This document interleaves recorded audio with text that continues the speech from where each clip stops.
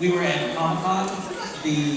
There was a question similar to this that a fan asked, and we, the cast, all sort of threw Jeremy, our showrunner, under the bus by just. But I actually am going to rise to Jeremy and the writer's defense here because I think that the show, you know, he got in trouble because Charlie died. And Charlie is a character that we all love. And I personally love the fact that Charlie is a gay character, but her character's presence on the show isn't about being gay, which so often happens, I think. So often, I think in pop culture we'll see gay characters, but it's all about the crazy fact that they're gay, you know?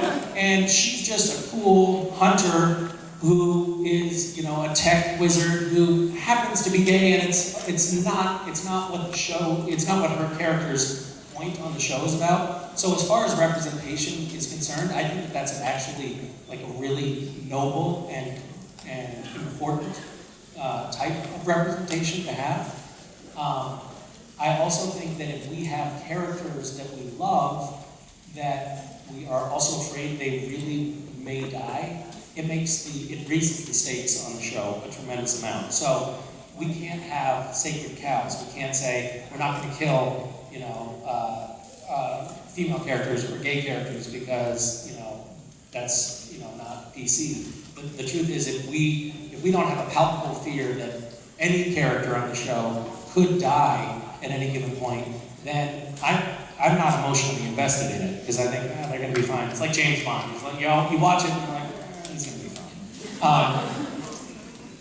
Although more or less, you know, Sanity and Roman, they're the James Bond anchors of the show. You know they're going to be fine. But you know, I don't know. So I think it's complicated, but also I talked to Aisha Tyler, who's very smart. And she is a huge fan of Supernatural. She's watched every episode, loves the show. And what she said was really interesting. And I think it's maybe something that the writers and the cast haven't really articulated that much. But the show has kind of evolved, and I think organically, to be a show about kind of a brotherhood of men. It's about these masculine characters. I mean, it's anchored by these two brothers, right? And it's about the relationship between these two brothers. And so the show is definitely weighted toward the masculine, but I don't think that that's an exclusionary thing. I think that that's just how the story has evolved, because the story is about this, you know, this profound bond between brothers, and, you know, and the characters that have had the most organic endurance on the show have also, you know, Mark, me, and Jim have also happened to be men.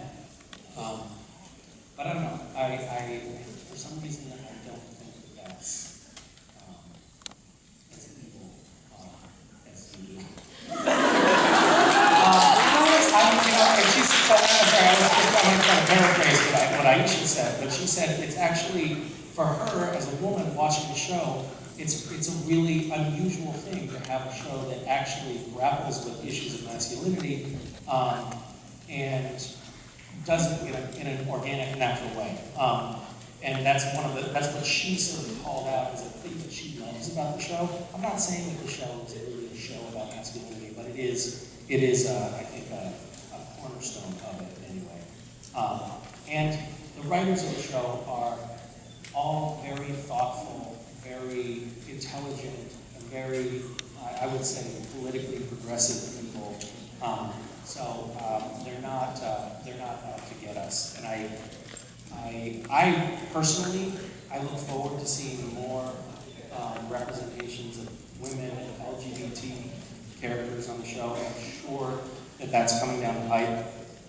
I think that society is definitely warming up to those storylines, and it's great to be able to be in an industry that helps, that can help push that envelope faster and further forward. I'm definitely